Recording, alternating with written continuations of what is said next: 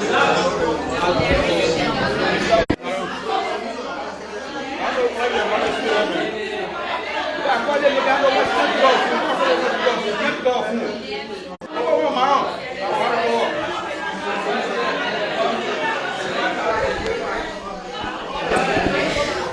pleasant good morning, good evening, and good afternoon to our many followers of LBT 99.9 FM and LNTV Liberia Live, based on where you're watching this live broadcast from. I am Montserrado County and I'm broadcasting to you live at the Ministry of Information, Cultural Affairs and Tourism, specifically in the Charles Bayon Conference Hall here at the Ministry of Information. So today is Thursday, September 4, 2025, and today is MICAT regular press briefing.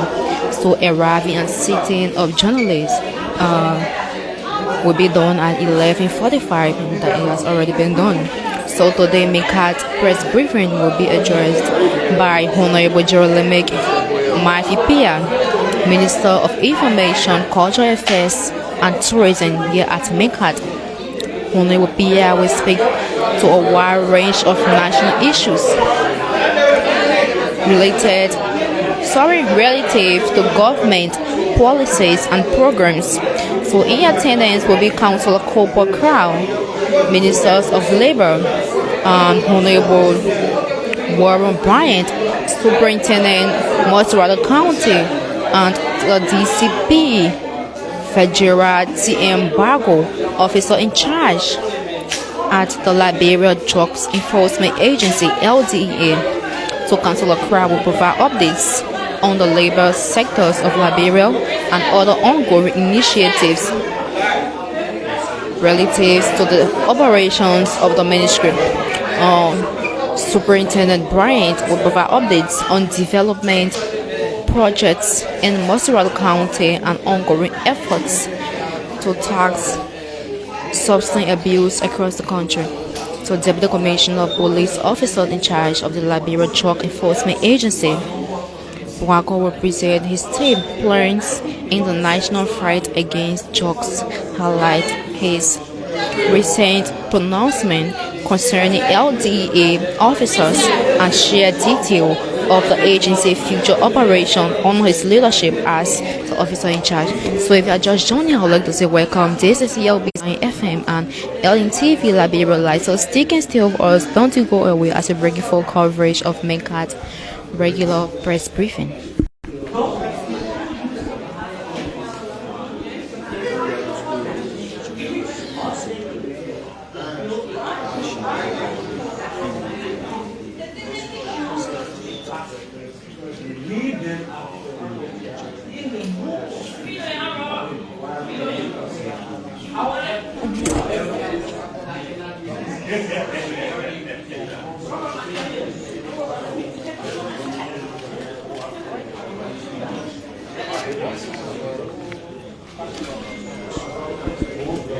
This is LBC 99.9 FM and LNTV Liberia Live. I'm broadcasting to you live at the Ministry of Information, Cultural Affairs and Tourism. So stick and stay with us. Don't you go away as we bring you full coverage of today's September 4, 2025 MICAT regular press briefing.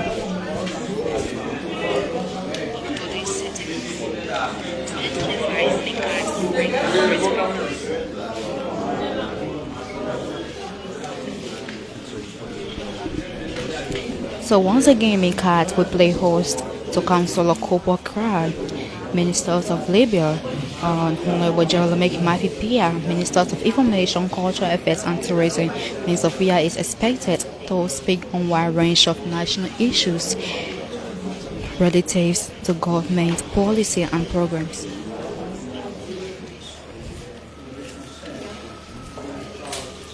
So there's Honorable Jeremy Pia, Minister of Information, Cultural Affairs and Tourism, has just arrived in the hall, or Assistant Minister of Culture, Honorable Malima Morris, she just arrived. Montserrado County Superintendent, Mr. Bryant, he's just arrived as well, and that of the LDA officer in charge is also pretty seated awaiting the conference. So Councillor Cooper is expected to be here. So if you're just joining, I'd like to say welcome again. This is ELBC 99.9 FM and LTV Liberia Live. I'm broadcasting to you live at the Ministry of Information, Cultural Affairs and Tourism. So stick and stay with us. Don't you go away as we got regular press briefing. Keep following. So the Director of Press and Public Affairs is about to come and keep following. We have to thank the management of Equatorial Latitude Broadcasting Corporation as ELBC. Member of the press, we thank you for being present with us. We'd like to welcome the new team at the Liberia Drug Enforcement Agency. On a short notice yesterday, and I communicated with DCP, the Deputy Commissioner of Police, with the officer in charge of the Drugs Enforcement Agency, DCP, Fidel Jago, and he notified us in President and team. We're also awaiting the Minister of Labor, who is on the way. The Minister of Information, Cultural Affairs and Tourism will address today's press conference, are you sure, on issue of national concern. After the Minister finishes, the Minister of Labor will provide updates on the labor sector.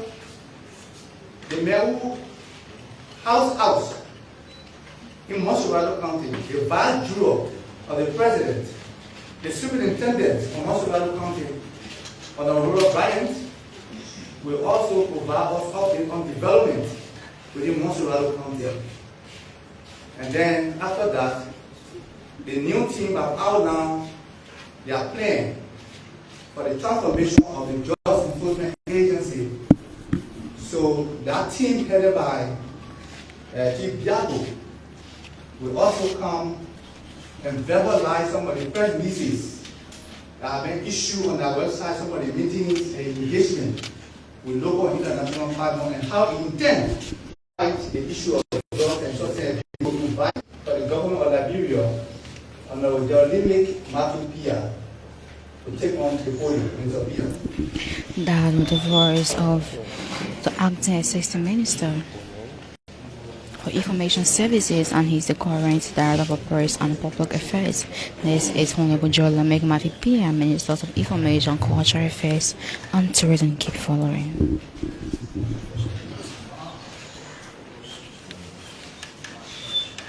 The drugs situation for me is very serious, and the fact that the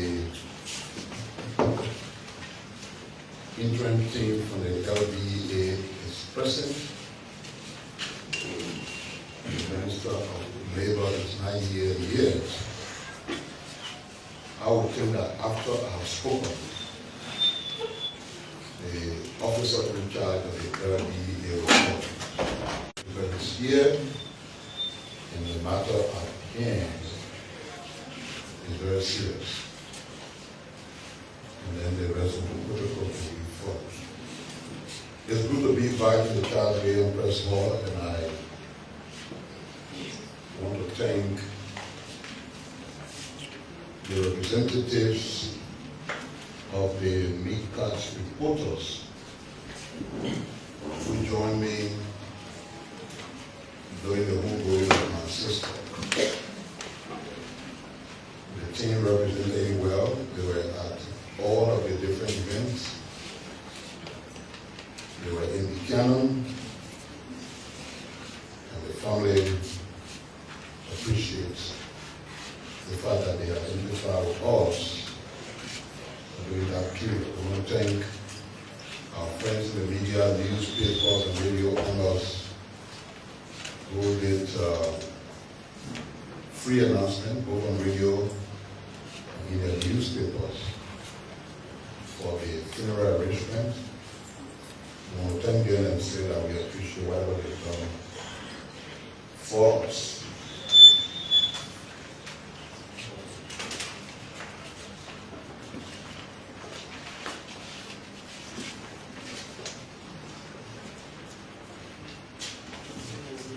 So we are approaching the dry season. And as a government, we have said we will fast track developmental initiatives across the country. And one of the areas we intend to do more and more and more and more is with infrastructures, particularly roads. Many of you were witnesses to the long-awaited groundbreaking for the overhead bridges. That project did not just emerge within a vacuum. During the leadership of former President Ellen Johnson Sirleaf, the Ministry of Public Works, under the leadership of William Julie Moore, with support from the European Union Commission, a comprehensive study on minimizing traffic congestion during the peak hours along the top-end borders. At selected intersections, namely the Valuma House, Fish Market, the VP Road and Capital Hospital Junction, Nigeria House, Ministerial Complex, Combatant Back Road, the SKD Boulevard, ELWA Junction. That study underscored the urgency of funding practical solutions to address the gridlock, ease mobility, and unlock economic productivity. It is precisely that visionary groundwork that laid the foundation for the initiative, which is now supported by the People's Republic of China, of an initial request and securing a commitment since 2016. The overpass to be constructed at the Ministerial Complex and the Samuel Canyon Boulevard Junction will not just be giant bridges of concrete and steel, but two artistic pieces of infrastructure designed to reclaim time that are lost in traffic congestion, improving road safety and enhancing efficiency of the private sector and government operations. It symbolized transformation, progress, and the strengthening of the bond between the People's Republic of China and the Republic of Liberia. The West Overpass, which will be around the Ministerial Complex, will be approximately 3-meter long bridge for 2,290 meters of auxiliary and approach roads. The East Overpass, which will be at Boulevard Junction, will be approximately 180-meter bridge with 1,784 meters of auxiliary and approach roads. As has been mentioned already, the total duration for the construction will be 24 months, from September 2025 to August 2027. The contractor is the China Road and Bridge Corporation. The management enterprise is the China Railway AM and Engineering Group Limited. Of course, its funding aid is the government of China, and it's a grant, which means free money, a gift. It's not a loan that you have to pay back. And by the way, as you heard from the history, this commitment was made in 2016. It means that from that period up to where we are, that road should have been finished, all those bridges should have been finished since. The reason why they were not done is an open secret that many of you in the media are aware of. So that was just the first step towards the rapid engagement you will see from the Ministry of Public Works. What things do they intend to do? The ministry has laid out the number of projects that they refer to as dry season intervention in terms of asphalt pavement. One,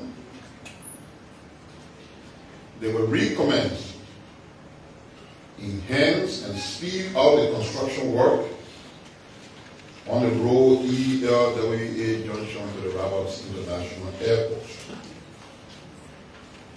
Two, they will continue asphalt pavement on the Sunny Kole to Lokatour Road. And by the way, the ELWA to Roberts International Airport road is 35 kilometers. The Sunny Kole to Lokatour is 5.1 kilometers. They will also continue with asphalt pavement on the Second PA to Tapeta Road, which is about 42 kilometers. They will commence enhanced pavement on the Banga to Saraye Road, which is 14 kilometers. They will start and continue actual pavement on the Medina to Roberts Coast Road, which is around 42 kilometers. So the dry season intervention in terms of asphalt pavement incorporates 138.1 kilometers of asphalt-related roads. New road infrastructures that will commence this dry season as well. Tapeta to Toolstown is 40 kilometers. Toolstown to Zuedru is 85 kilometers. John Davistown to Kelipo is 61.5 kilometers. Barclayville to Sastown is 50 kilometers. St. Paul Bridge to Clay along the Tottenberg Route is 53.5 kilometers. And I've announced here before at the press conference that as you see us laying the road as 4 lanes from Freeport, the 4 lanes will continue up to Clay. We hope to eventually reach that road to Tottenberg, which will be a massive 4-lane road. But we are also aware that from Clay to Old Waterside, beginning this dry season, the expansion of that whole road to a 4-lane road will also begin. So when the Public Works Minister said at one point that during this dry season, there will be an autopause kind of road work taking place in the country. That's exactly what he meant. So it's also here, Clay to Old Waterside, that is around 95.5 kilometers. They will start some actual construction pavement work on the Vonjima to Menikoman Road. They will do some pavement here also around town. Allison Street, the Ministerial Complex, bypass, They will do what they call chip seal. It's not dusted, it's not asphalt, but it's a seal that can last for many years. And you drive on it also looks like you're driving on a portable road. Jar Total Town, the Broadway, that road will be paved with concrete, rigid concrete cement. New Georgia Estate to Basel Town Road will be paved with grass, and those are new interventions. The Light Down Road, Rock Crusher Road, Buchanan City Street sidewalk construction will also take place this dry season under the auspices of the Ministry of Public Works. All the roads I just mentioned are all paved roads. They are not dusty roads. So there are some dusty roads. We call them gravel roads. As they're doing the pavement, those ones will also be maintained during this dry season. The government has proven something. Many persons are not paying attention to what you see. Like the other day, I think 3-4 days ago, the former finance ministry official who was somewhere in River G. He was welcoming the arrival of the MTA bus, celebrating that MTA bus, even during this time of the year. It's reaching River G. And it cost, according to him, 5,500 Liberian dollars. Of course, that was a road that people used to pay up to 20 to 25,000 for when the roads were not possible. So what the government has been able to do efficiently, consistent with the president's commitment, that we wouldn't have cars being stuck in the mud, is that he's been able to make the roads, the gravel roads, possible, even though it's raining. And we went to Buchanan to bury my sister, to bury outside of Buchanan City. And as we were moving towards that direction, somewhere around where BRE used to have the headquarters, at this time of the year, that place was never possible. But an MTA bus that was hired to take us drove and reached the village and back safely. So all across the country, places where we have dusty roads are possible. If no car has gotten stuck up to now, and the roads are still accessible up to now, it means they will remain accessible and no car will get stuck, because this is the final stretch of the time for rain, September. When you get to October, there's no serious rain. So rain has just come down, then it stops. Doesn't cause any damage. So basically, the works being done on the gravel roads have survived the rainy season. And don't forget, the process of transforming them from the gravel roads they are to paved roads are continuing. And with the commitment of the government, which we continue to announce, we hope that by 2029, when the government term ends, all of our political subdivisions will be connected with paved roads. So let's see the gravel road they're also going to be working on during this period.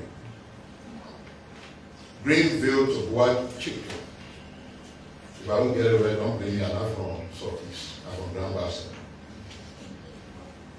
Kawiken to Bojiken. Kulawun intersection to Vahun. Big Gawanya Raja Town. Kulawun Junction to Yalamun. Yalamun to Vahun. Fuya Highway. Tututa to Jesus. Jinosu to Bonota. Bonota to Phoebe. Tututa to Lene. Batala Tirotan to Bawolota.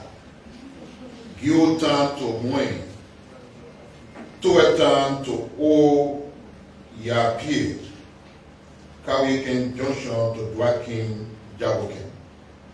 These are all gravel roads that will see strong intervention so that they can remain passable as they are currently. Will those start just to roads? No. During this dry season, there will be bridge construction and maintenance as well. And among them will be the rehabilitation of the Clay Ashland Bridge, the repair of the Yonken Log Bridge, the rehabilitation and spot repairs on the St. John River Bridge, the rehabilitation and maintenance of Monrovia and Payne Bay City Street with asphalt patching will all continue this dry season. And of course, alongside those roads, you will see the physical construction taking place for the two overpass bridges for which we get programs. So you see, we have a very busy dry season, massive interventions. So the naysayer can continue to say nothing happened. If that not make them happy, let them keep saying it so that they can be happy. Because we want all of our citizens to be happy.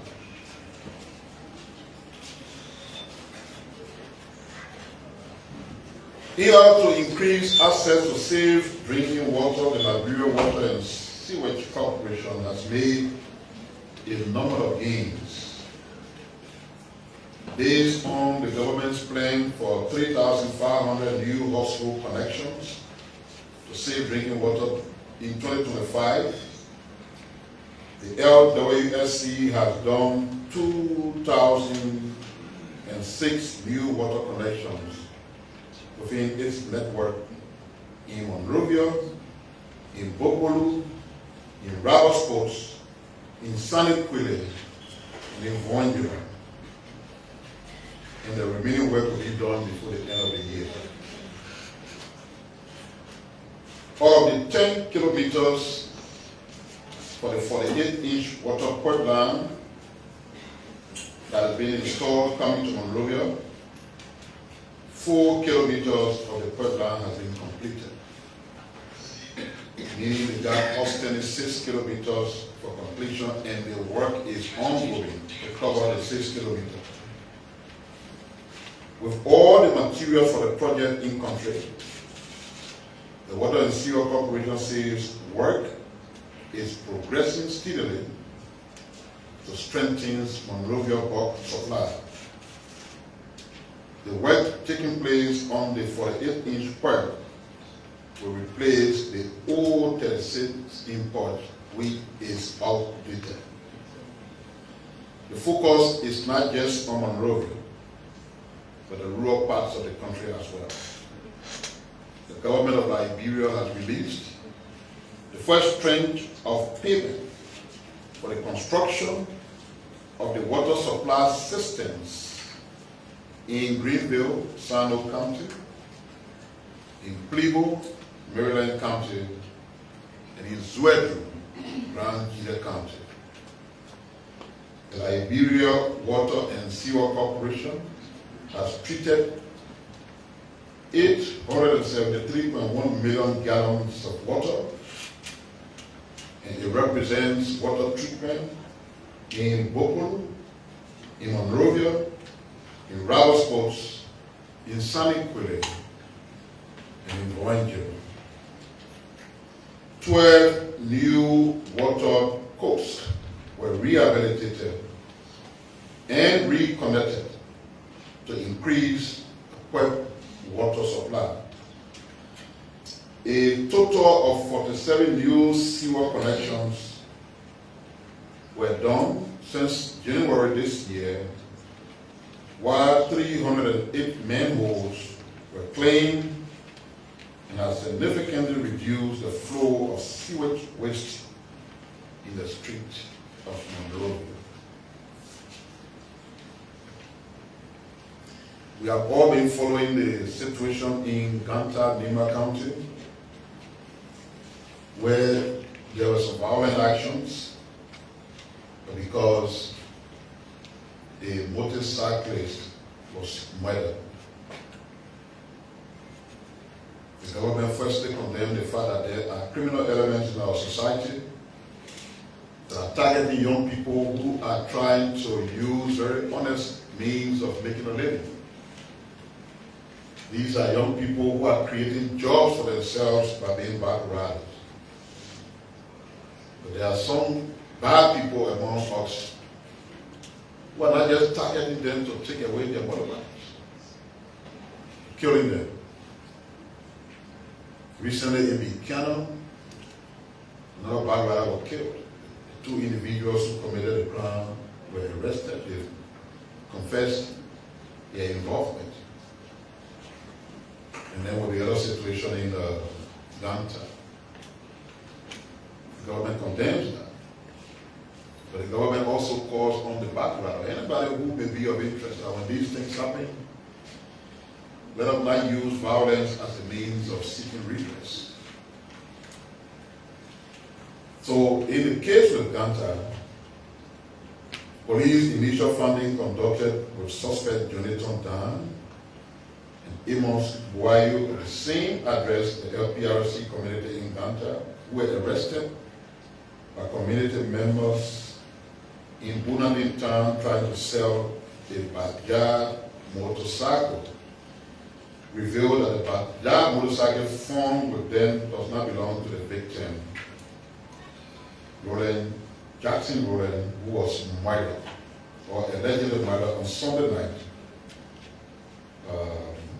in Nima County. But instead, the motorcycle belonged to another complainant, Arvin Quichi, who had earlier reported to police that his Bajaj motorcycle had been stolen 2 days before the incident. So you see, sometimes that's why more violence does not solve a problem. Because the reality then unfolded, the 2 individuals who were in jail, who the protesters were demanding to be brought out, to be killed, because they wanted to have instant justice, are not actually the killers of the individual who died. Because the dead person family came and they said, no, this is not what our family had. We know his body. This is not it. But yet these individuals are also called selling bike, which they have stolen for someone else. And the assumption for the community was because they saw them selling the bike, that means it's the bike of the person who was killed.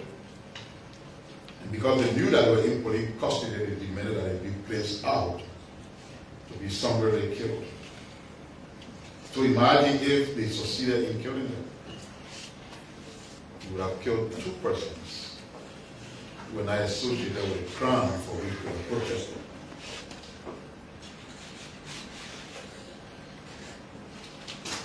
So the 2 suspects are now ongoing investigations to establish how Arvin's motorcycle was found in their custody as the investigation continues.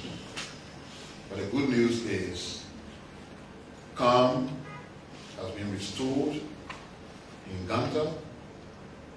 Businesses have resumed operations and the citizens are going about their normal businesses. The Liberia National Police will continue the process of making sure that they find the killers of the cyclists so that justice can prevail.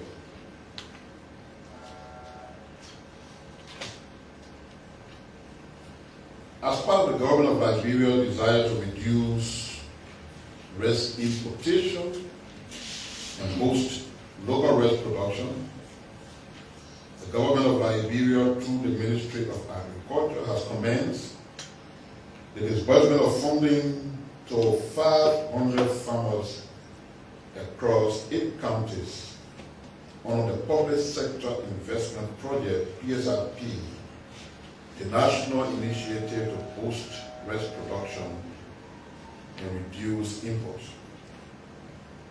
This is the first direct funding from government national budget to farmers since 16 years ago.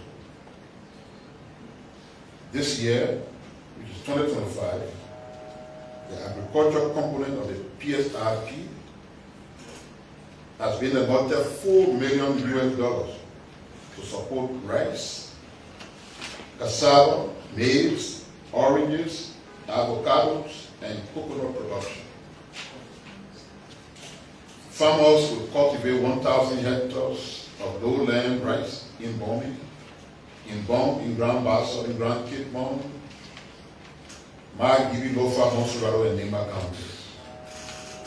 Each farmer will receive US $1,000 per hectare, with 60% of direct cash support for land clearing and preparation and nursery development, and 40% will go towards weeding and harvesting. Additionally, the farmers will receive inputs such as fertilizers, seeds, and pesticides. The PSRP support to farmers is more than just financial aid. It is a long-term investment in food security and a better livelihood for farmers. The Liberia Immigration Service has launched thorough investigations into fraudulent schemes involving the issuance of resident permits, re-entry permits, and visa on arrival documents. The fraudulent activities are threats to national security and government revenue. According to the Liberia Immigration Service, the fraudulent activities are being conducted through unauthorized channels, depriving the state of vital income and compromising immigration integrity. The Liberia Immigration Service describes the scheme as an act of economic sabotage, stressing that both companies and individuals implicated in the document fraud will face severe legal consequences. To address the problem, the immigration authorities have begun a comprehensive review of its application and processing system. Key reforms will include strengthening system integrity, improving efficiency for legitimate applicants, closing loopholes exploited by fraudsters, establishing an authorized agent registry to accredit legitimate consultancy firms and agents. Additionally, the LRS has directed all employees, resident permit holders, and visa applicants to engage only legally recognized consultancy firms or agents on processing immigration documents. Such firms will be required to take full responsibility for all transactions.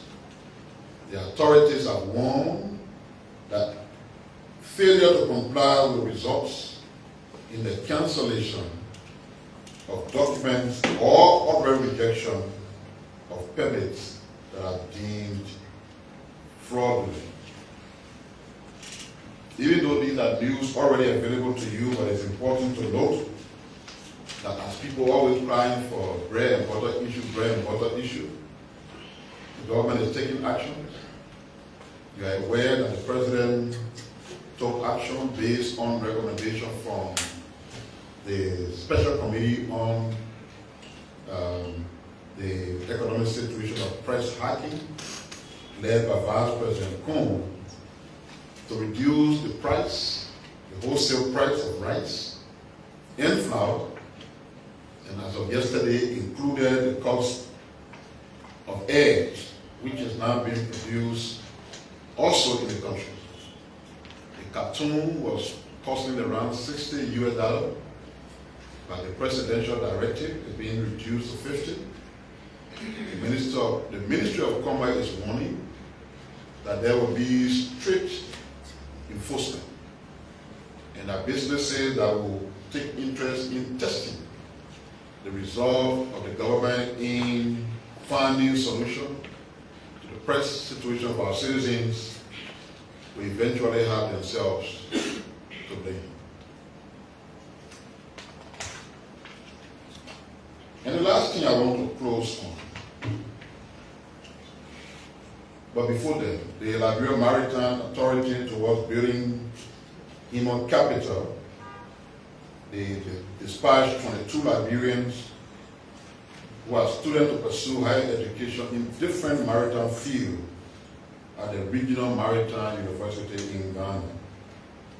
The action marks the first time in the authority's history that such a large number of students have been sent in a single cohort.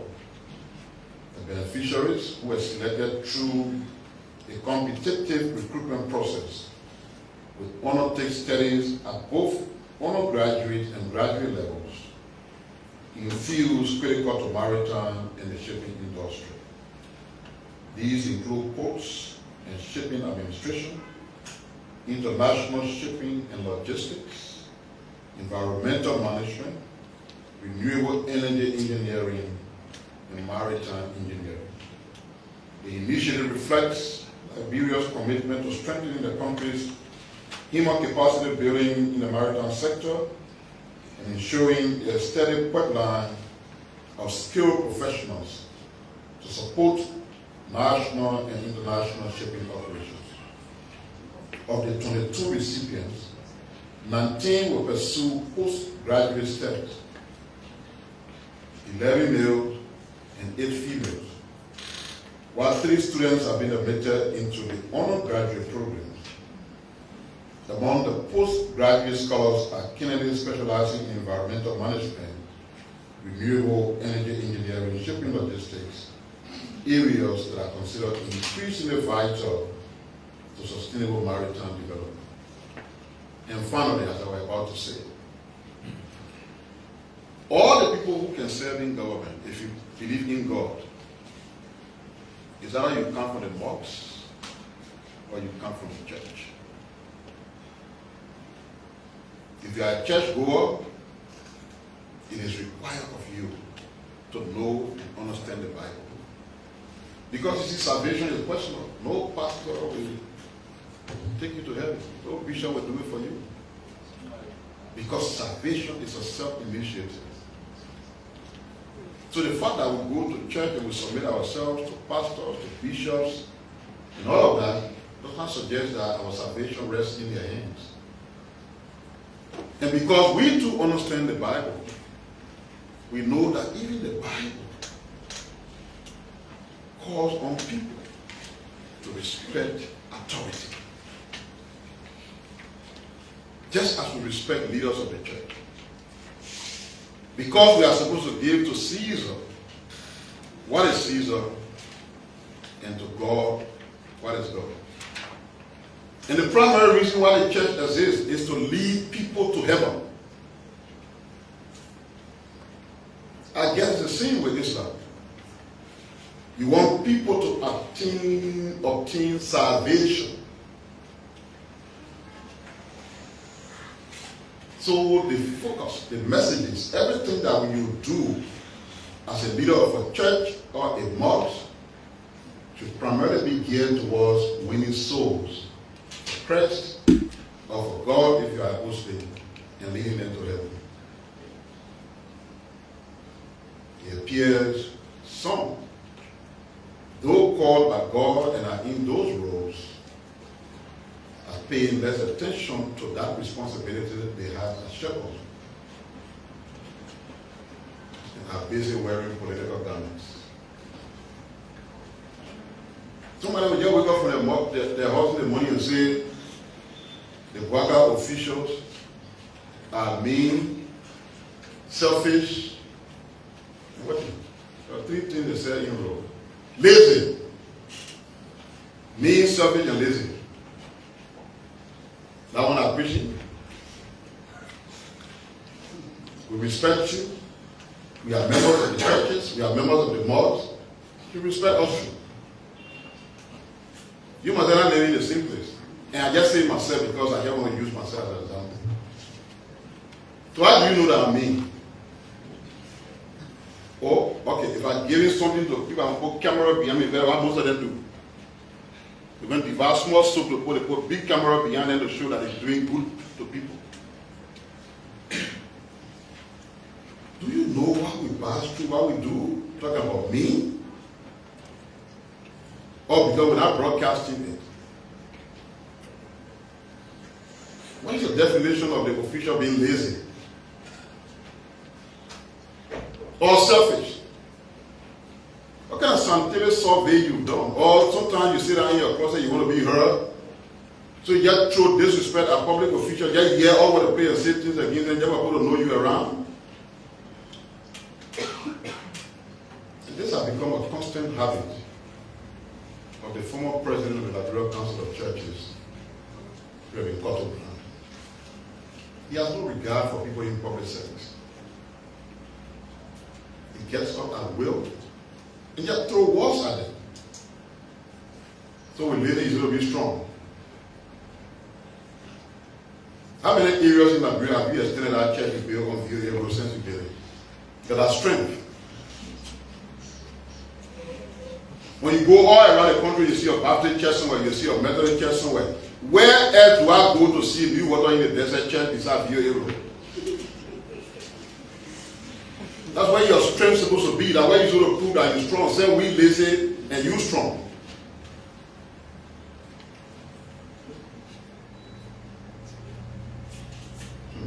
You're not selfish. So I get in your care, nobody can pay offering and tithing. But every time they go to church, you get free money, free food. You don't take no offering from them. That same Bible you have behind to just be throwing walls at people says, before you tell me to remove the Lord from my eyes, you gotta look at yourself and remove yours first. Pay attention to winning souls for Christ. Or lead a church where be a politician if that's what you want to be.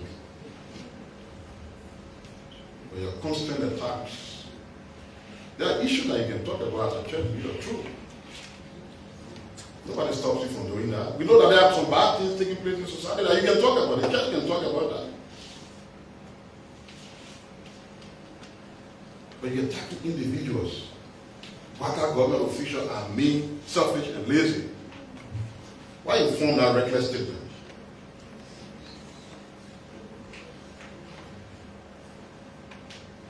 You got to stop.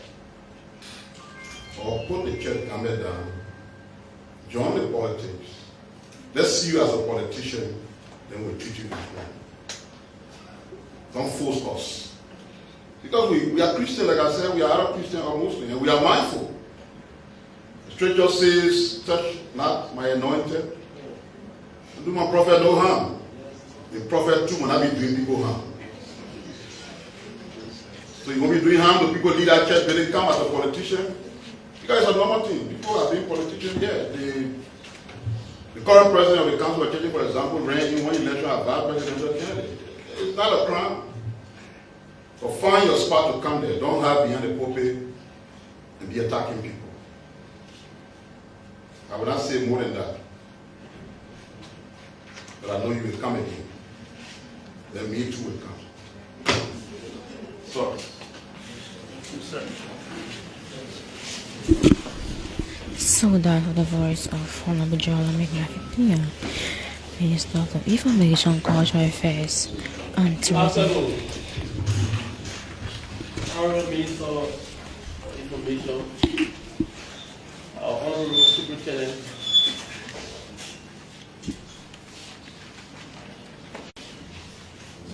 Deputy Ministers, Assistant Ministers of Information, Honorable and the staff and ACP Parikamazu. Want to be this morning, this afternoon, grateful to God first for your saving grace, and waking up this morning, our sound and rightful minds. I want to thank you for that. I want to extend our thanks to the President, His Excellency Jose Yimanfaga Sr., for the confidence reposed in the team. And also want to say a big thank you to the Minister of Justice for his support to last Thursday. We have not come here to re-emphasize the challenges facing the agency. As you all are aware of the challenges facing the Liberia Drug Enforcement Agency. But to reaffirm this team's commitment to a safer, drugs-free Liberia, and our plan to improve the agency with strategic changes designed to create a more robust, accountable, and responsive organization. On the last few days of our taking over, we have focused on two thematic areas. First, some of the issues that happen at the Liberia Drug Enforcement Agency, our assessment have proven that they are either a weak organizational structure or a responsive team to respond to this crisis. So we are engaged in structural and organizational reform at the Drug Enforcement Agency. The first major area of our reform plan focuses on addressing integrity and credibility issues by firstly mandating a random drug test for all personnel of the Liberia Drug Enforcement Agency to ensure that those who are fighting drugs crimes are not also ones abusing those substances. This action is indicative of our plan to revamp the institution's human resource capacity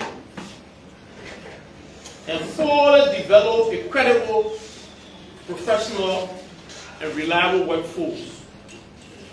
In so doing, we have informed all officers of the LDA to fully cooperate, as non-compliant attitude will not be tolerated by this team. As part of our desire to engage all stakeholders, as you know, the agency cannot take the responsibility by itself or on its own. We have begun dialogues and collaborations with some governmental, private, and civil society organizations. We focus on prevention and other areas with specific needs. A strategic structures and policy review committee have been instituted at the agency to review structure and policies with focus to train and develop a manpower capacity and provide in-service training for employees as we expect the continuation of the basic recruit training process inherited from our predecessor. As the need to increase the strength of the agencies cannot be overemphasized. Currently, we don't have a specialized tactical response team at the LDA. The agency like fighting drugs cannot have just men moving. So one of our key objectives is to establish a specialized tactical response unit that will be well equipped to respond to this situation. We are looking at developing other priorities, include the calling and communication system within the LDA. We need a standardized communication and calling system within the LDA. And when you see LDA personnel in the field, you identify him distinctly as an LDA personnel, well visible. We're looking at uniform issues of the LDA. As you be aware, personnel of the LDA, some of them are in t-shirt, some of them are in jacket, and some of them are in other uniform clothing. We want to have an organized uniform system within the LDA. We want to look at the salary issue. If you have a personnel fighting drugs, if you have some of them taking home salary of 200, 150, we have to pay attention to the salary structure of the LDA. Currently, the personnel, Mr. Minister, the personnel at LDA do not have insurance coverage. There is no health and medical insurance and life insurance for personnel who fight in drugs, who pay, sacrificing their time in the rain, in the sun. When they are sick, they go to their little income and take themselves to the hospital. When they have dependents and spouse, so we have to pay attention to the organized medical and life insurance coverage for officers within the LDA. We want to look at the fleet management policy of the LDA. To respond to this, we need a functional fleet system within the LDA. Drugs and alcohol issues. We need to review, we partner with a legal team to review and look at the drugs and alcohol policy in this country.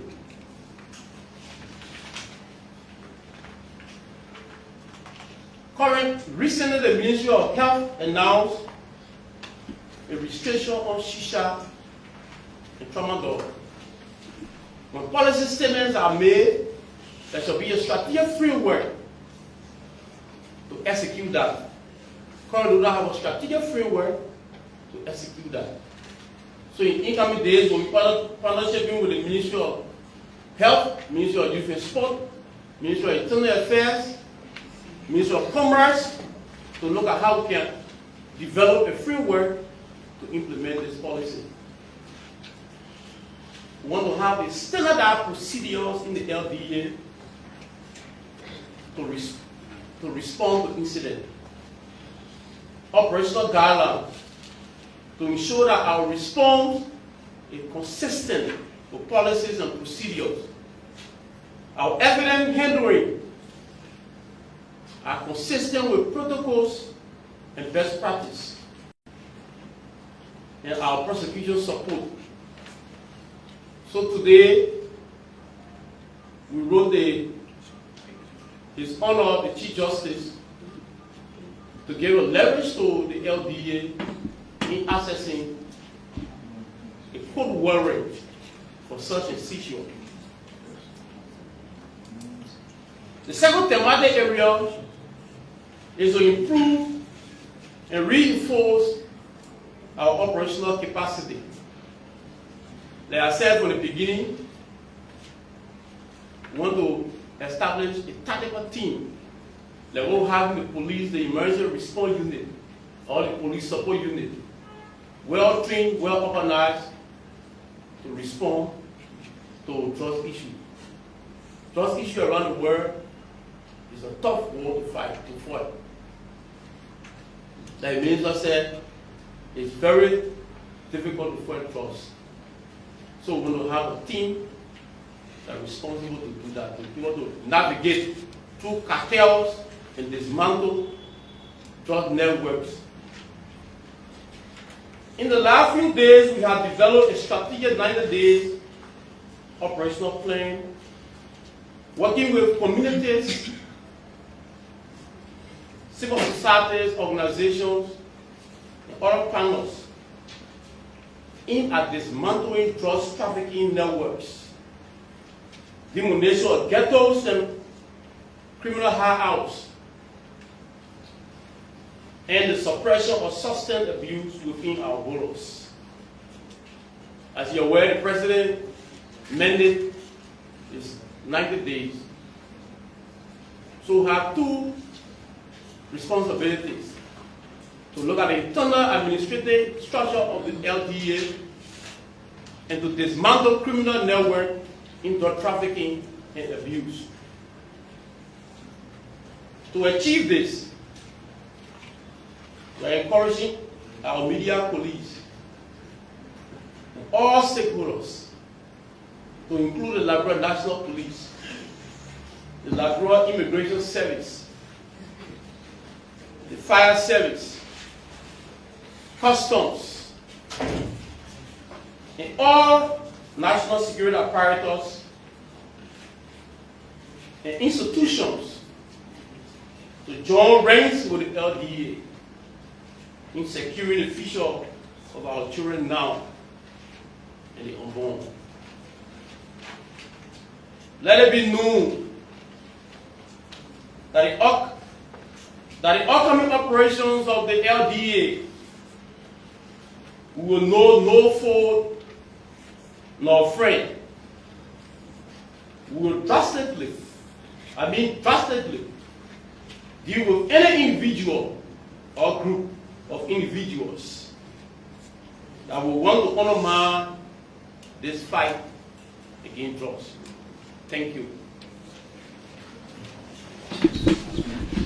So that was the voice of the officer in charge of the Liberia Drug Enforcement Agency. So once again, evangelization, we hope to welcome this young base in 99.9 FM and LNTV Liberia Live. So that was the voice of Honorable Minister, the Ministry of Information, Honorable Labour Minister, the team, the newly appointed interim management team at the LTA, congratulations officially. Minister, thank you so very kindly for giving Montserrado County a space on this national platform to speak to our people. And all of you who are holding your different media gadgets there are either citizens or residents of Montserrado County. I cannot to speak to you all and people in radio land on two cardinal issues. To just say to you, Montserrado County involvement in the fight against drugs and substance abuse, and to present to you the Montserrado County that we have today. Let me begin by appreciating the President for setting up a committee, a multi-sectoral committee on drugs and substance abuse that's headed by the Minister of Health, and the special presidential directive that was issued by the Office of the President. And then also thank the organizers of the Say No to Drugs campaign for taking up the very bold step. Let me also say thank you to the recent past interim management team at the LDA. I think they too started something one. And we have absolutely no doubt in the sophistication and the new vision and innovation of the new team. We recommit ourselves as a county authority working with them. We have been working with the multi-sectoral committee. We were part of a 3-day technical roundtable discussion at the Ministry of Internal Affairs, at the Ministry of Health, where state actors were involved around the table, so that we all together could develop a clearer roadmap for how we achieve our objective for the against drugs. We didn't just stop there as a county, as superintendent sitting around our table.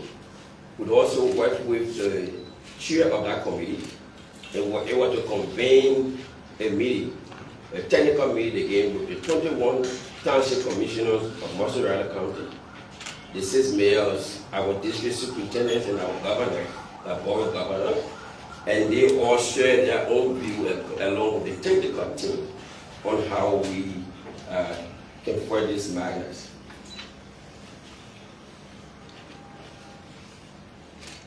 Paramount among the conversation that were held with the local government authorities and the technical team is on how we can strengthen collaboration down the community level to support our community leaders and community residents in the fight against drugs. One thing we have to mainstream, in that which we maintained our local government structure, is that as we move with the message that says no to drugs, we also have to mainstream that message. We say no to violence. In order for us to achieve that, we have mandated our local government actors to convene community meetings, to encourage community leaders and their residents to stop the mob justice. We know so very well that all of us are so touched with this drugs issue, and that when you just hear about it, you want to just jump on that person and get them down. But there is an authority established by law that has to get that job done. Our responsibility as local government actors is to make sure that we provide the necessary information to the legal authority so that we're able to enhance their work and be able to do the work effectively. We like to call on our citizens in Montserrado County to be law-abiding always, work with the security apparatus, and let be able to identify the different drugs cartel in Montserrado. Let me not forget, when discussing this thing with Montserrado, but the drugs. In rural Montserrado, the drugs are sold at illegal mining sites. In the urban Montserrado, the drugs are sold in buildings, old buildings, new buildings, makeshift buildings, makeshift shops, in the very communities that we live. Our responsibility is to identify that and do a whistleblowing, but be careful with our own security.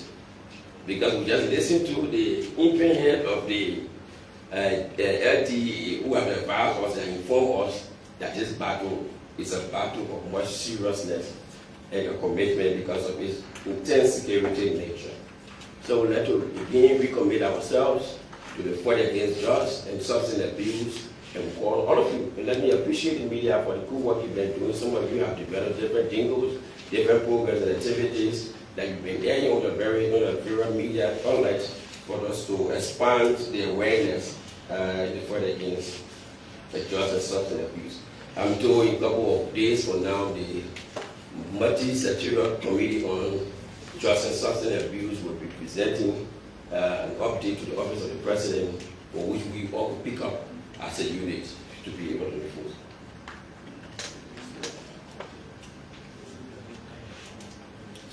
Montserrado County. This county is widely believed and is said to be the first county in the Republic. I want to call it one of the first three. And it's perceived and assumed by a lot of residents and citizens of Montserrado and even in the other counties, and the county administration is well supported. Programs were supported, development projects were supported. Imaginary work. We let us seize the opportunity to present to the people of Montserrado County and the people of Liberia the status of Montserrado County. Thank you, Mr. Minister, for giving us this platform. This is a platform we've been wishing for so very dearly. When we took over as superintendent of this county, paramount among our responsibilities as superintendent or local government actors is to maintain ordinances, city ordinance, township ordinance, borough ordinance.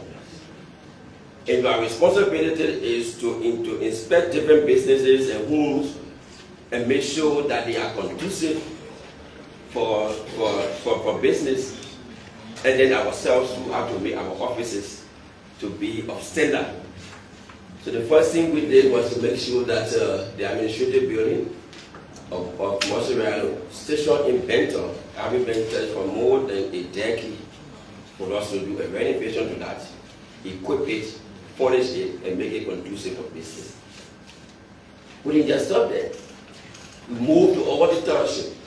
And good about it, most all of you here are either a resident of a township or a city. You can do your fact finding and see the before and after. Since we took over the different work that we've been doing at the different local government structures. There is a new law. I don't want to call it new because it's been in existence since 2018. The Local Government Act of 2018. The act restructured local government. Clearly states the functions of the different offices in local government, from superintendent to clan chief, to general town chief. It speaks to the different structures. That is administrative. It speaks to how development projects and development activities should be guided. It speaks to how these projects should also be funded. We have done extremely well, significantly well, in restructuring Montserrado County as a structure. And it will interest you to know that I'd like to inform you here at this press conference that Montserrado County, before we took over, were either existing just by name. There was zero structure in all the townships, zero structure in some of the cities in Montserrado, and zero structure and effectiveness at the county administrative bureau. We've been able to restructure that. We were able to develop a development plan as enshrined in the Local Government Act for 2025, this year, 2025. That was presented. Lack of funding impedes the work. We just this week presented our 2026 development plan to the Ministry of Internal Affairs, and that's why we are here to solicit support for that plan. And we have no doubt that all of you here who are residents of Montserrado and citizens of Montserrado also will help us. Funding. We'd like to inform all of you through this video that there is a very, very uncomfortable working relationship with the county structure and some national actors. And this is key. The Montserrado County is a county like other counties. We have our offices in the capital of the county in Bento. We have to seize this opportunity using this national platform to appeal to national actors, head of government ministries and agencies that have the Montserrado County chapter to kindly move the chapter to Bento.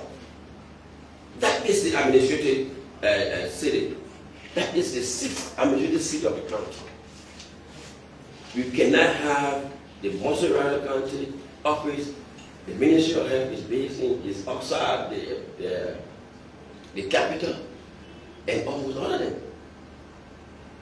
We have to move to the capital. We are appealing to them. We don't want to demand. We want to establish a relationship that we walk in tap on.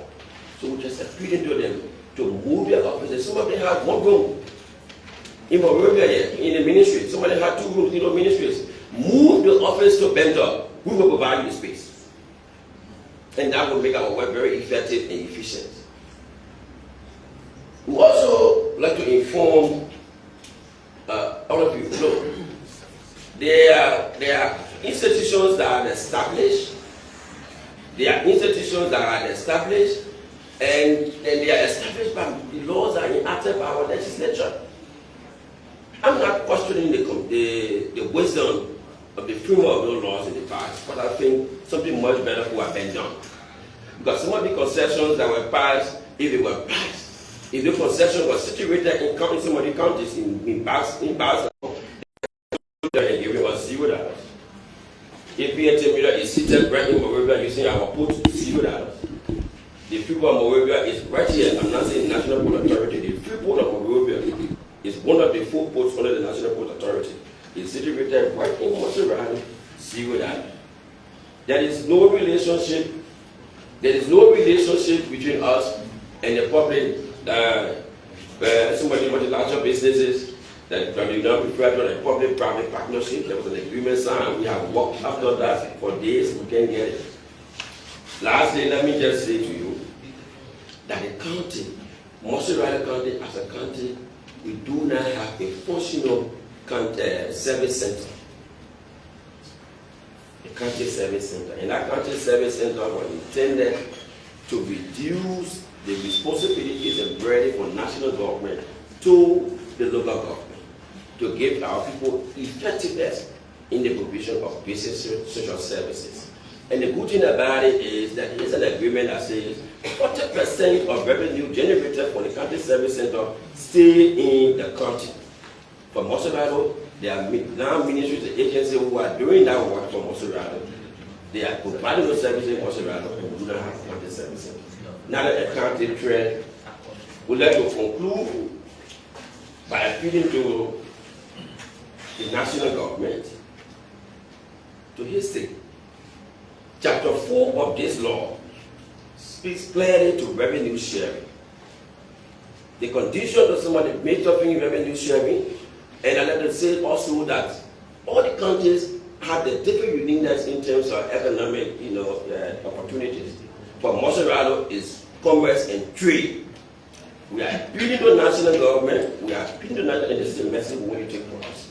We are appealing to the national government for us to speed up in setting up the local government fiscal pool so that Montserrado County can begin getting a bigger share of our a portion of the revenue as a strand in this one.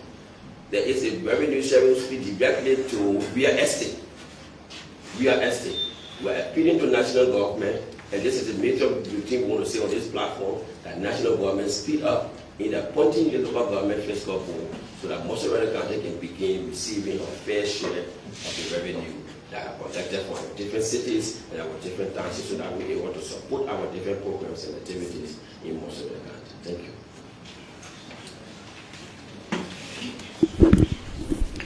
Montserrado County Superintendent. Let me just add that Madam Eve Wama from New Georgia Gulf, who opted to chop off the fingers of a 10-year-old girl from mistakenly allowing her baby, who she gave the innocent child to vote for, been transferred to Central.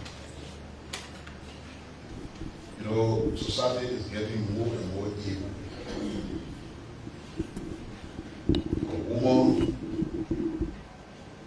who could get pregnant, a pregnancy for 9 months, and knows how difficult it is to carry a child in your stomach for 9 months and then go through a pain and delivery and all those things will look at somebody else's child and chop their fingers off like you deal with an animal is cruelty to the highest extent.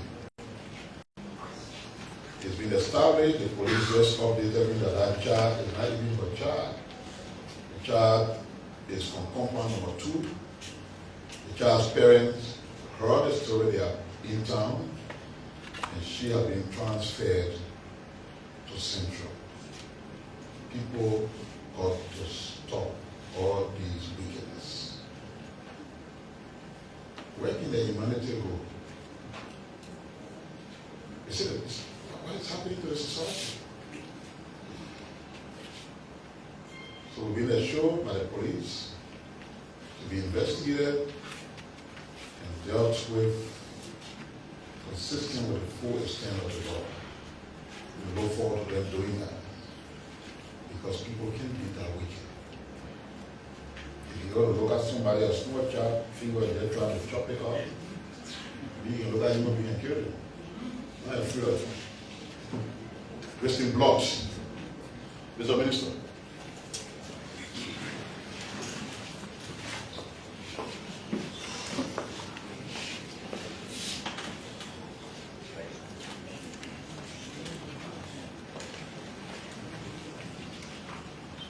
Mr. Minister, Deputy Assistant Minister of Information, the Superintendent of Montserrado County, members of the press, ladies and gentlemen. Again, we are happy to be here to share some information from our ministry with the public. I'd like to start with the good news.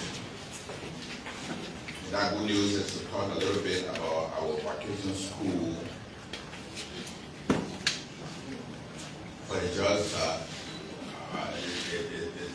vacation that is about to end now. The last time that we were here, we informed the press and the public that the Minister of Labor will be carrying out vacation job opportunities for deserving students or students in general. We were targeting, at the time we informed you that our target was around 1,000 students. But we've completed basic day now. We are preparing the students for payment, and we're able to help at least 1,305 students who benefited from our vacation school scheme this year. 170 students were assigned at different ministries. For example, Ministry of Labor, Ministry of Commerce, Civil Service Agencies, Ministry of Education. Those are areas where assigned students, and those students, the total of those students that were assigned to different ministries were like 170 students. There were also students that were sent to different companies, different companies around Montserrado and other areas. That was a total of 635 students. 635 students were sent to different companies and concession areas to work. Then Meta Steve put up assisted students, up to 500 students also benefited from the vacation job from Meta Steve. So that made a total of 1,305 students. We did not receive any complaint of any misbehavior from the students, and I think that was an encouraging sign. So it means that next year, the companies and institutions that these students work will be encouraged to help more students to start the good news of it. So again, we look forward to, I want to also thank our partners, different companies that were able to assist our students. We want to appreciate that in a special way. We hope that they will continue to help us during the vacation. This is very essential for our young people. We also want to mention here that we administer the labor law. One of the things that has been very somehow popular, I don't want to say controversial, but been popular talking about is the work permit issue. Work permit that we issue to foreign workers in Liberia, alien workers in Liberia that work for different companies in Liberia. The past years, the fee on annual fee has been $1,000 US. But we noticed that people pay the fee. I know it's money that we're collecting, but there's a need. The government now thought that there's a need to review that and make some adjustment in the work permit fee for alien workers in Liberia. So through the Ministry of Labor, the government has approved an adjustment in the work permit fee up to $1,000, $3,000 per annum. Instead of $1,000, they have increased by $2,000. So the total amount per annum now, effective immediately, will be $3,000 US per annum for alien work permit, for regular work permit. There are other categories of work permit that will be dealt with later, like gratis, like ECOWAS work permit. Those are being reviewed right now. But the one that the government has made a decision on is the regular work permit. Like for example, you have engineers and things that are brought into the country to work for, say, Metal Steel, Beer Mountain. Those people pay $3,000 now, effective as of today. And as we get to review the other areas, we will come to the public and let you know. And like one of the things we like to also say to our basic partners, and with these adjustments, with this adjustment in the fee for work permit, we're encouraging these companies to also prioritize the hiring of Liberians. Because we notice that some of the people that are being brought into the country to work are doing jobs that Liberians are supposed to, that Liberians are capable of doing. So we encourage them to contemplate now in the hiring of Liberians in these concession areas. And the fact that we kept the number, the fee very low for some time, we're all intended for them to have a transition plan where Liberians will transition to these jobs. So we hope that they will consider that, and let's have more Liberians in these different concession areas. Another thing we'd like to talk about is that we are reviewing most of the listing of alien workers in the different concession areas. One of the companies that we just concluded the review is Beer Mountain. We just concluded Beer Mountain, and we discovered that there are some workers that we have resolved not to renew their work permit. In the Beer Mountain area, we've resolved we're not going to renew work permit for 357 of their casual workers, because we think the category of work that these people do are those work that we think Liberians can do. So 357 workers of the Beer Mountain company will not be renewed. Will not renew their work permit. And we encourage the company to try to now consider hiring Liberians in these jobs. Very important. We encourage them to do that because we think it costs you less. If you get Liberians in these jobs, you pay less, cost you less instead of bringing foreign workers in Liberia. You have to transport them, buy a ticket on our law. When you are bringing foreign workers in Liberia, you're responsible to buy their air ticket back and forth. You are supposed to find accommodation for them. And if you brought them on contract, once the contract expires, you have to repatriate them the same way by buying air transport for them to go back home. This is what happens. But if you hire Liberians, you think that Liberians are from right here, you don't have to buy air ticket, you don't have to look for accommodation for them. Most of them, sometimes they find their own place to stay. So we want to encourage our business partners, especially those who hire these foreign workers, to look forward now, look closely at hiring Liberians in these positions, in different concession areas. We encourage them to do that. And another thing we're doing, just for the public, is that we're now trying to track, how many Liberians are being hired. Maybe on a monthly basis, we'll be able to get those reports, and then maybe on a quarterly basis, we want to know how many of the companies, how many Liberians are being hired by these concession areas. Take for example, between February and now, Meta Steel hired a total of 463 Liberians between February and September. That's the good news. It means the government is creating jobs for Liberians. This is just a sample of one company. We think this is happening across the country right now, because we've been very stringent in granting work permit. We want to be very careful.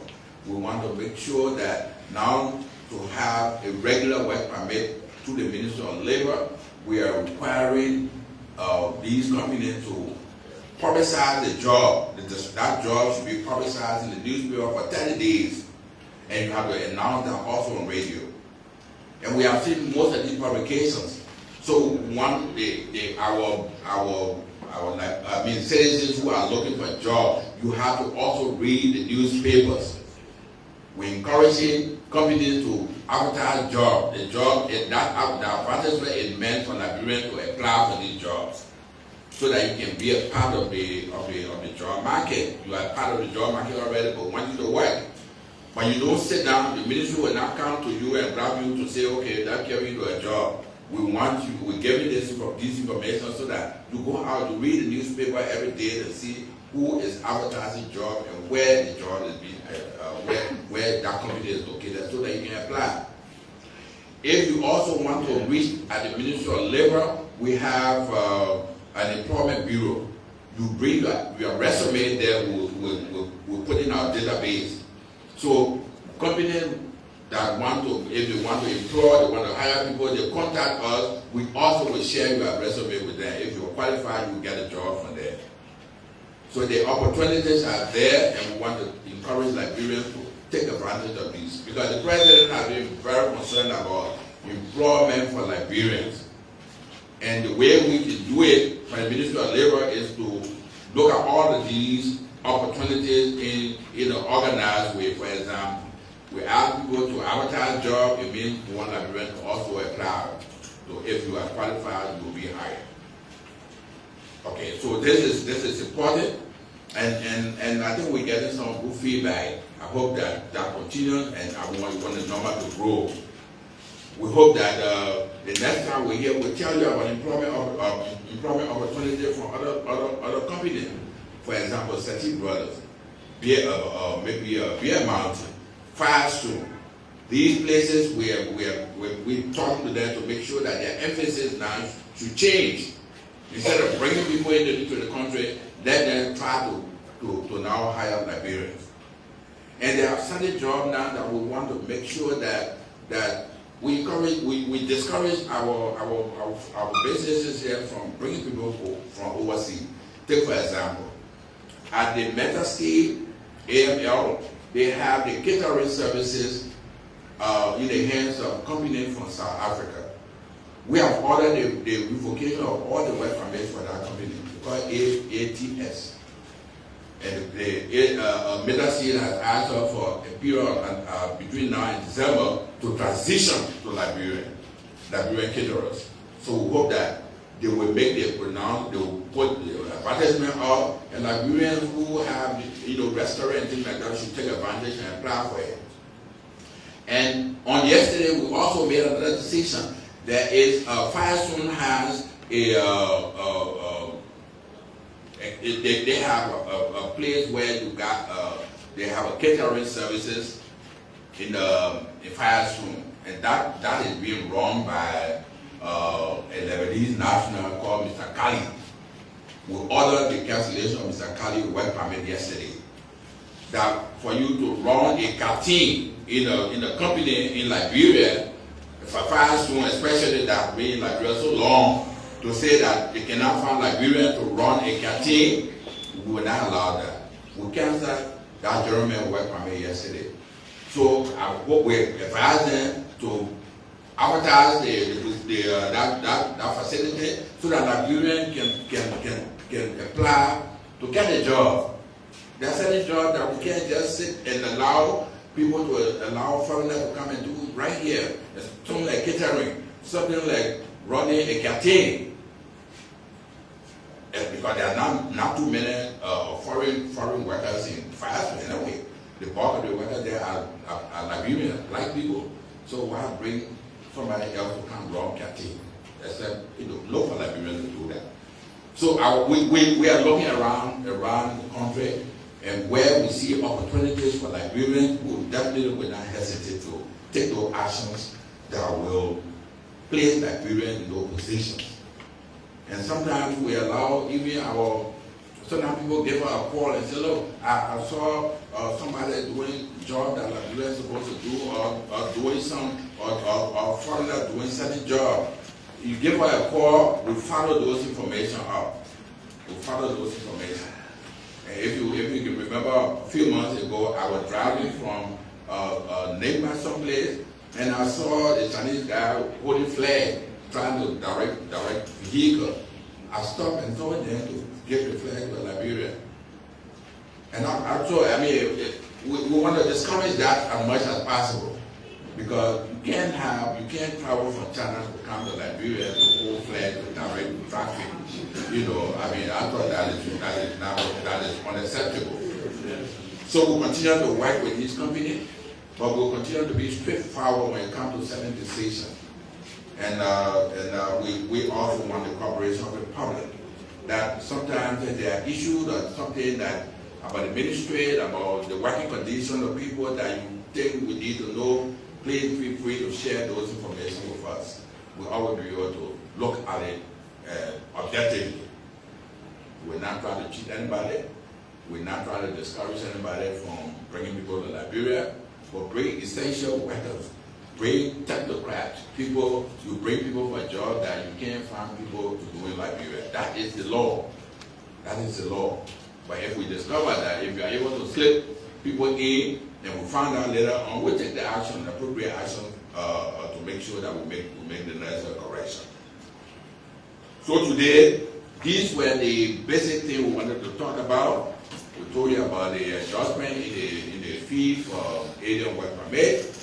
We followed that. We informed you about the success of our vacation job this year, and we also have the number of students that benefited from those jobs, vacation jobs. So again, we always want to thank the Ministry of Information for always making this file available. Another thing that we say here has to do with government policy, has to do with the policies of the arrest agenda. And when it comes to employment, the president sleeps with this thing every day. Let's find a way to find jobs for Liberians. And we're working towards that. Thank you very much. Thank you, Minister. Let's speak to the presentation we gave our guests. Minister of Information spoke on a wide range of issues. The officer in charge of the DEA was very specific. All right, quickly. You ask me? Yeah. Okay.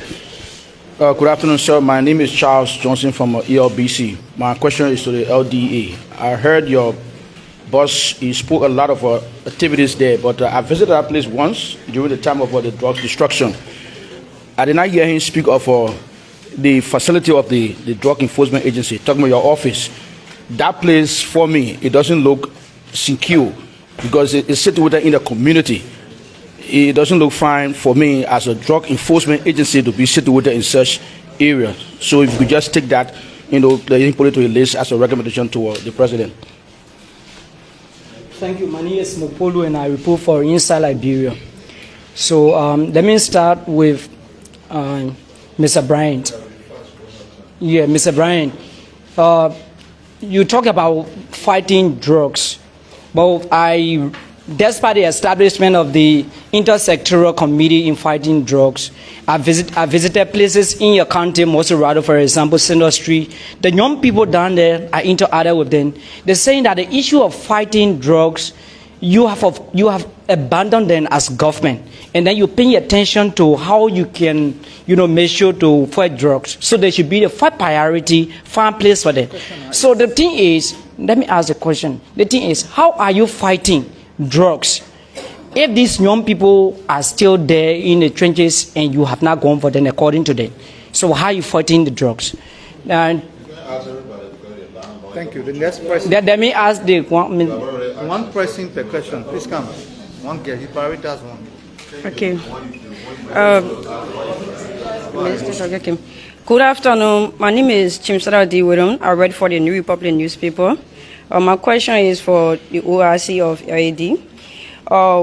What do you and your team intend to do with the ongoing vetting process? Ongoing vetting process, yes. Yes, that's my Thank you. question. Next person. My name is Joseph Kekula and I report for Cape FM 96.5. My question goes to Superintendent Bryant. How is your office addressing the issues related to poor rural network and that lack of internet connectivity in Bentel? Because I went in Bensonville on a fact-finding mission to even see my report back on base. It was challenging for me. Thank you. The next person. Thanks, Sir Conley. My name is Desmond Weir and I report for Democracy Watch newspaper. My concern goes to the Ministry of Labor, Minister Cooper Carl. How is inspections done at your ministry? Because it has been alleged that the Inspector General, Charles Rabbo, conducts inspection nearly every day, every week, under the goose, serving also as expediter for these foreign businesses, taking their money in terms of rewarding them work permits. So how is inspection done? Does it carry your approval? And how often it is done? Please come, 1 minute.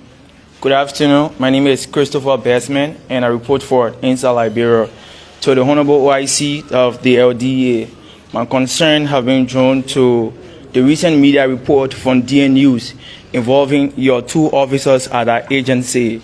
That's Officer Aaron Kazon and Officer Khalid B. Kroman.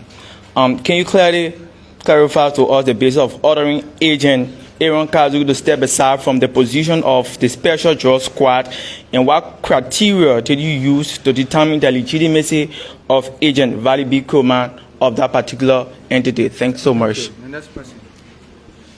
Thanks so kindly. My name is George Salif, and I report for Quality Newspaper, Quality Television. My question goes to the Minister of Labor, Councillor Kra. So, a couple of days ago, that is Tuesday, a group at your ministry were alleging that you gave a lesson to one Papa Kamara of Trust Service Company. Can you speak to that? Thank you. Next question. Good afternoon. My name is Harris S. Gate. Good afternoon. My name is Harris S. Gate, and I report for Lata FM TV.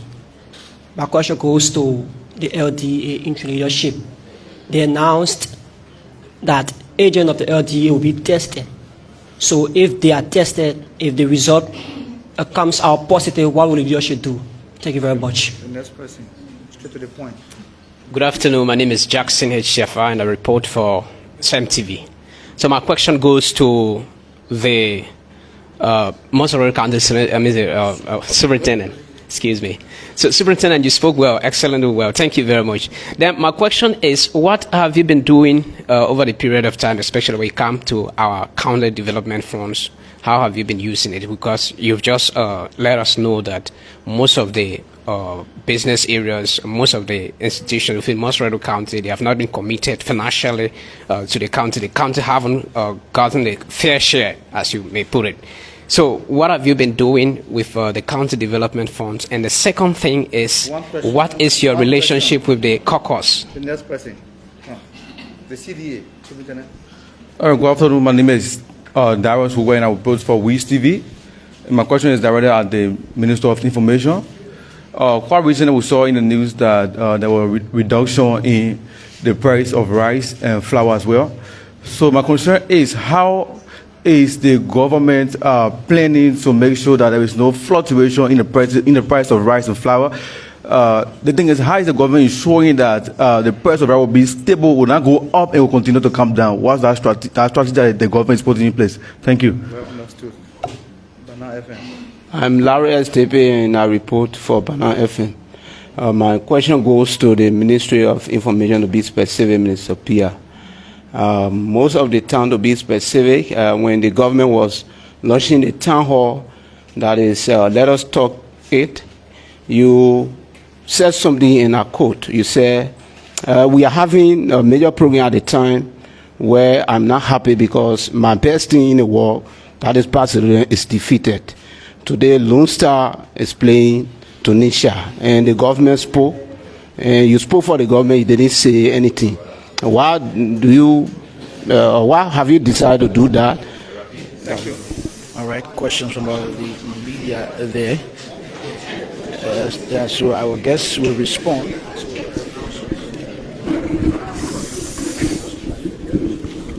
So that's it for questions by journalists. Next is responses by the guest. In charge of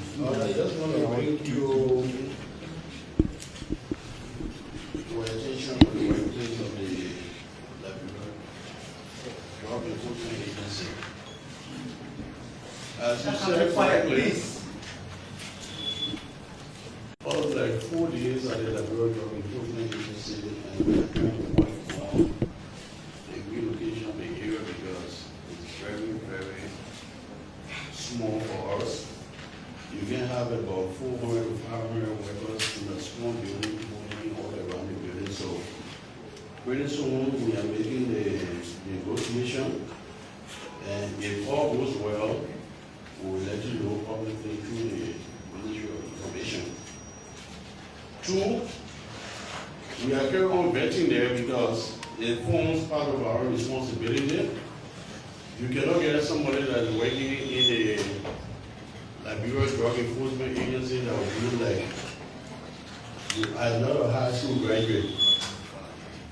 There's a criteria that you got to follow. You must be a high school graduate, you must be wired, and be a sound educational personality. You should be educated to do it, because you can be taking statements from suspects and all that, and you don't know how to read and write. So once we finish with the vetting process, those who are not eligible to that, I can assure you that we'll have to weed them out. Chair, you talked about 2 officers, the Aaron Carson issue and the Valley Proman issue. Now, probably people getting the misconstrued and misinformation going around the country. I'm seeing all on Facebook that Aaron Carson has been removed because he has been for drugs this morning, and the youth is moving. I want to tell you clearly, Mr. Minister, Aaron Carson was never employed by the Ministry of the Liberia Drug Enforcement Agency.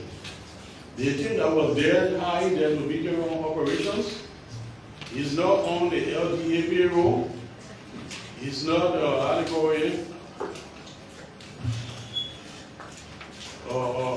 gainfully employed within the Liberia Drug Enforcement Agency.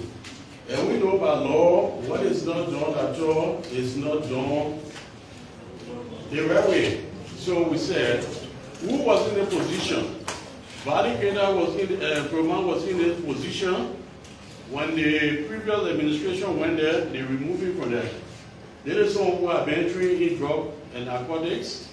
They removed him and brought their own person and put him there. We are saying no, it was wrong. So you step on the person that were there because you are not gainfully employed. How do you carry weapons? You carry a uniform. And ladies and gentlemen of the president wanted to meet you want to stress out this morning or this afternoon. Most of the people you see in DEA uniforms are not DEA officers.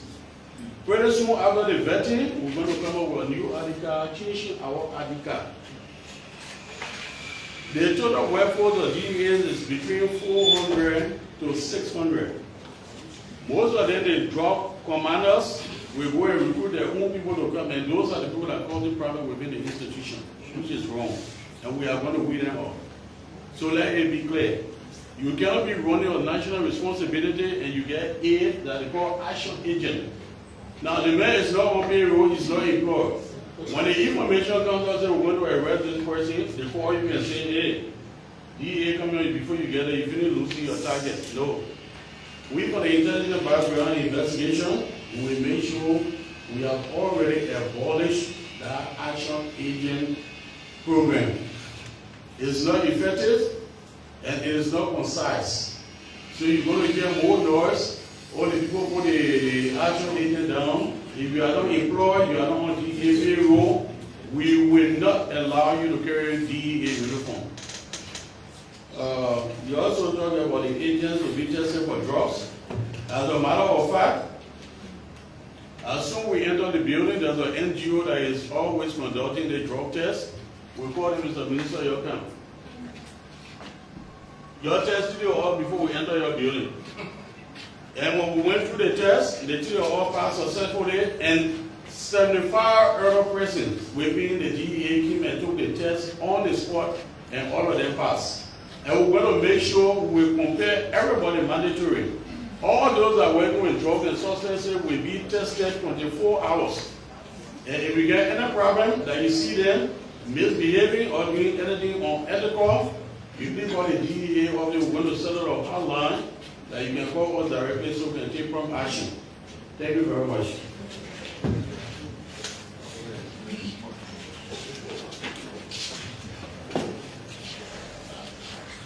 Thank you. I think the first concern was how are we involved in the fight against drugs? I think that was the premise of our conversation when we started. We are a member of the multi-sectoral abuse, and within our technical document with our roadmap in fight against drugs, we have individual institutional responsibilities.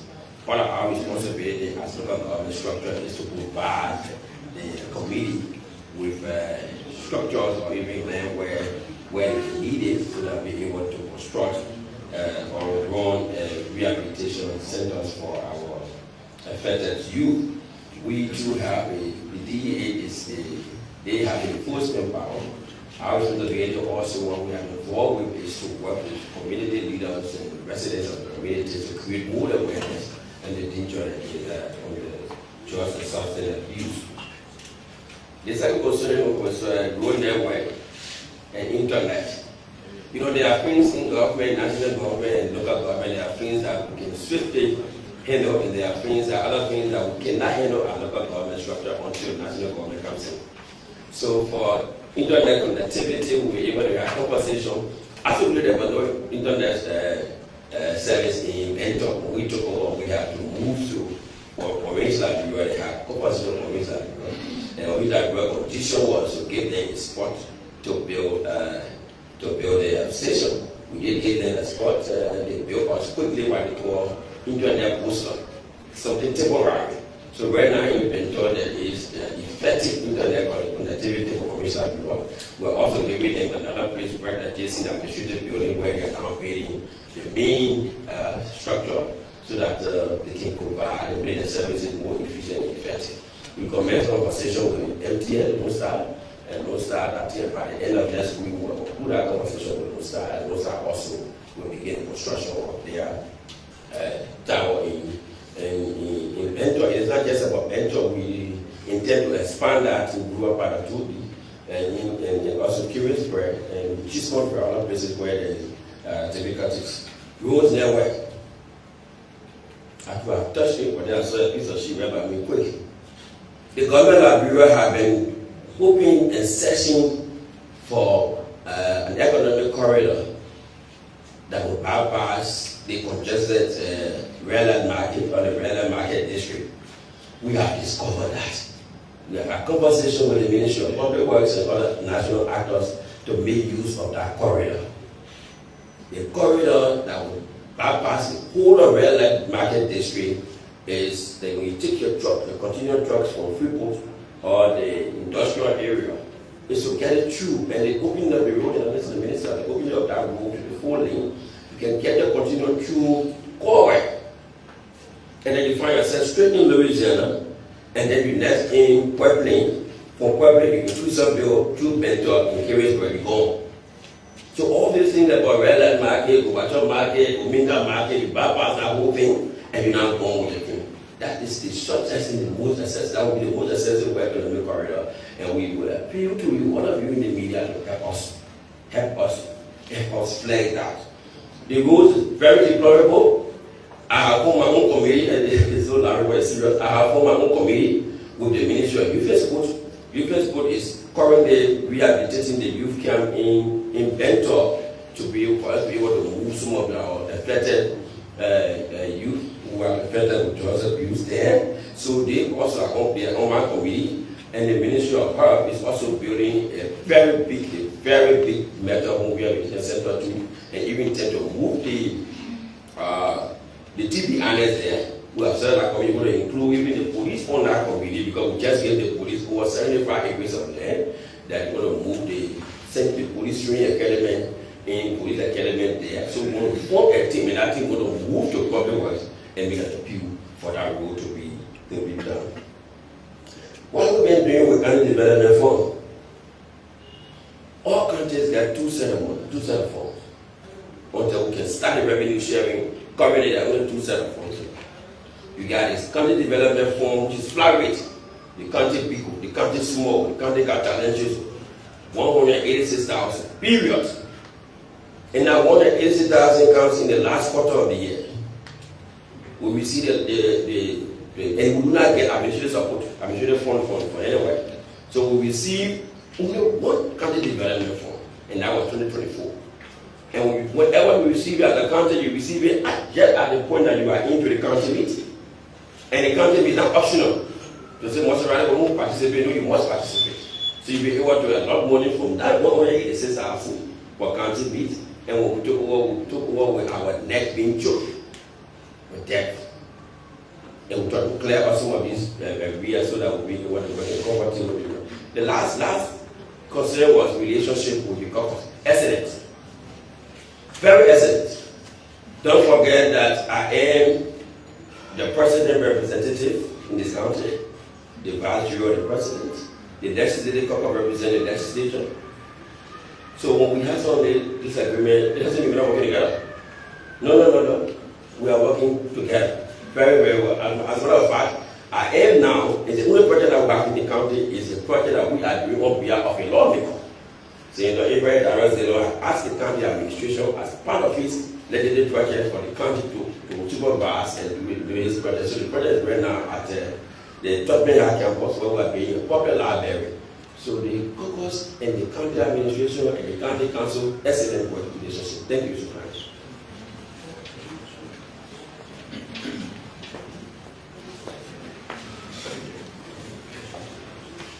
There were two questions for the Minister of Labor. The first one was whether we do inspection anytime, any day. The answer is no. As a matter of fact, inspections are supposed to be done on a quarterly basis. The third quarterly inspection has just been concluded, and we do not expect that the inspectors will go out on the field until the next schedule comes up. And maybe as a further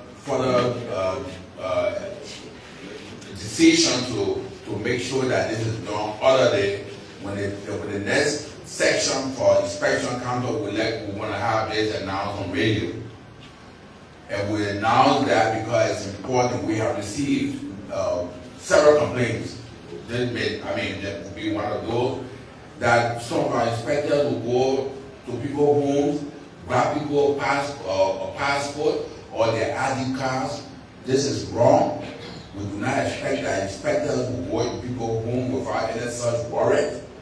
And you cannot go to carry out inspection on your own without communication. For example, whenever we are sending inspectors in the county, we will do a letter to the county administration. A copy will be served with the joint security in the county so that they will know that our inspectors are there officially.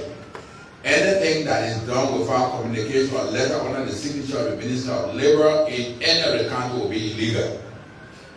Although we have residents, county commissioners, and then they do their regular work, but when it comes to enforcement, it has to be done under authorization from the office of the minister. That is important. So on the question of the IG, if he is doing any inspection right now, anywhere, which is not authorized, that will be wrong. And if a proper information is brought to us, we will deal with it, we investigate that thoroughly. The other question had to do with Papa Camara, which has to do with the workers of one of the factory around here, which my deputy for manpower is handling that matter, so I'll have you to answer that question.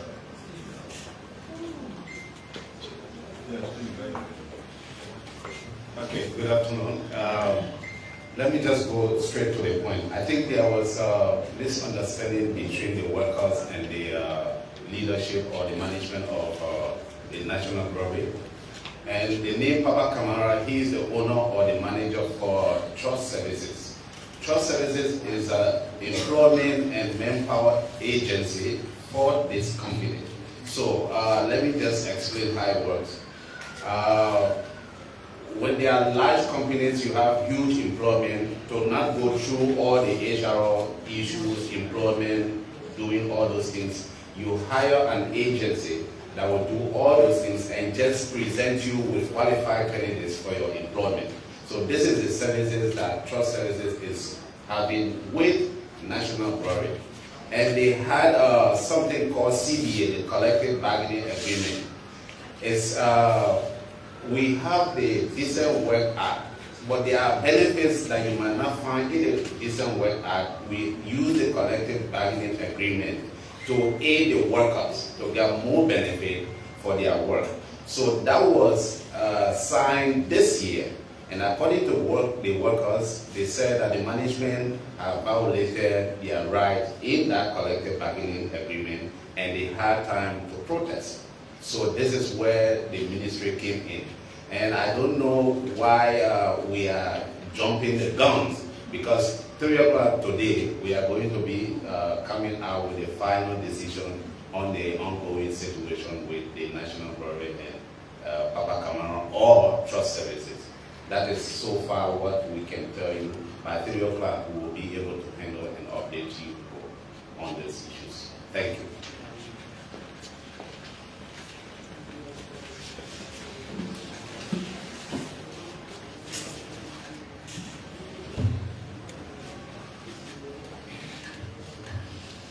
Controversial Larry David from Banner FM. Thank you for reminding me that I was happening today. But you see what happened? I listened to all the radio stations yesterday, you listened to the commercial. Everything they were talking about was happening today. See, my man, we had adequate communication already about the game. But saying 1 year at MICAT press conference, what's happening to this Saturday, yeah? I hope that is okay. Because you see the example that you're trying to say when Barcelona lost. Don't I lost it? Why you want to prove it? I think I can't complain when we lost.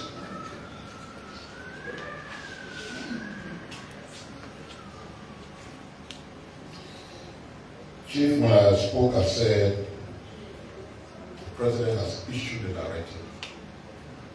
The Ministry of Commerce has indicated that they will enforce the directive, and that there will be some consequences for those who stand in the way of the full execution of the directive. So your question is, how do we do to reduce the way it remain there?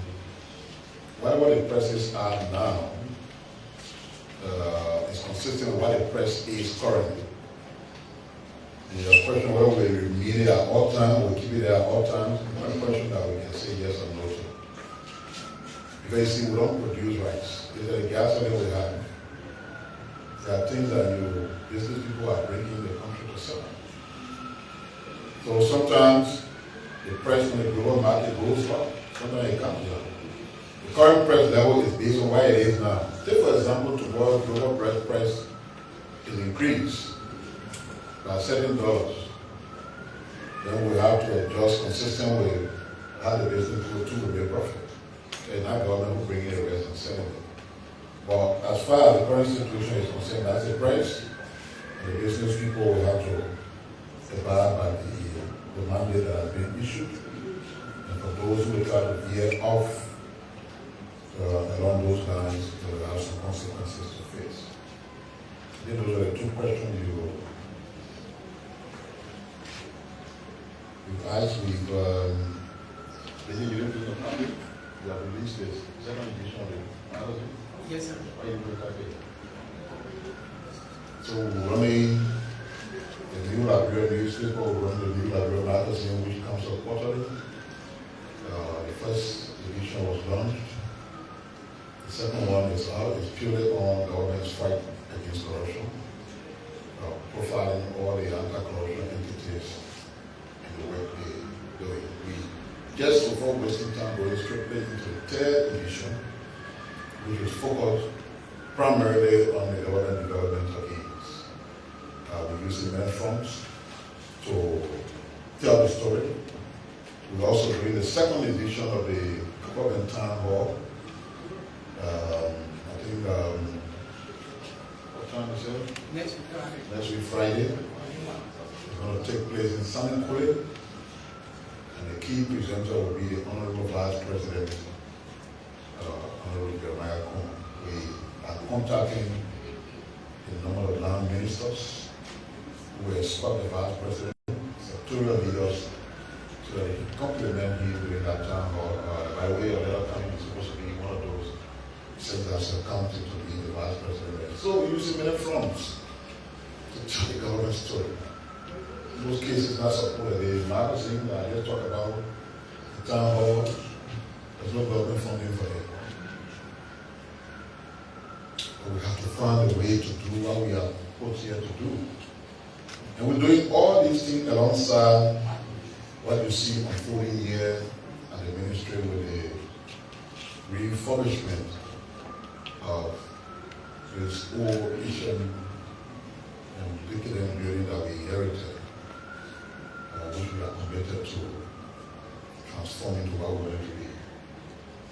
If you don't have the comfort of getting in a dirty home to your house, you should not have that same comfort living in your dirty office because your office is like your home. The way you treat your home is how you should treat your office. For us, it's a question of legacy. You see what we just say, we lazy, we selfish, we this. But I'm amazing many can't get in 1 year time, you change the whole way. Let me fair, man. Let me honest in this conversation. The church leader pray for us. You know, because our real issues are taking place. I will not be divine rest of going back on the ability to be able to say country that is important. So because you're not seeing it, I mean. You know, I'm a person in one my office every day and say, you know, I got a problem. I'm paying the rent here. I want school fee. I work is our way to do it. They just buy one come and say it will mean something. I was tested in the university, so maybe I will pass through the church one day and say, you should have broke. In Nico, to see what I do with me. Go with me, you generous. So I will ask you, I'll give it to me. You know, so Richard is a good friend, but I think he's shifting too much off the radar because don't forget that these are the same people who were criticizing Joe here. They were very and said when you're criticizing me over that.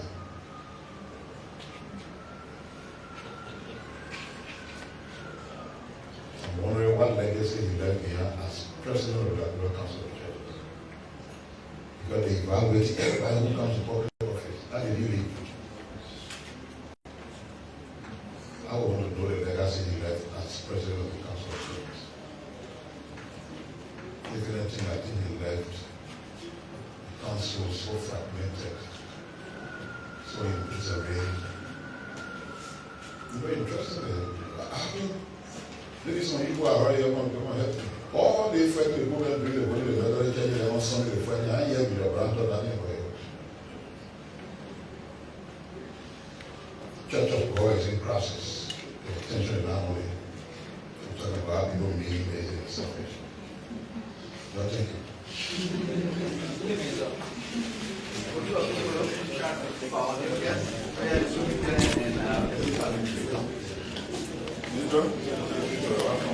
So we're going to wrap up on this. So that's it for the press briefing here at the Ministry of Information, Cultural Affairs and Tourism. So to the MICAT press briefing was addressed by Honorable John Maritime, Minister of Information, Cultural Affairs and Tourism.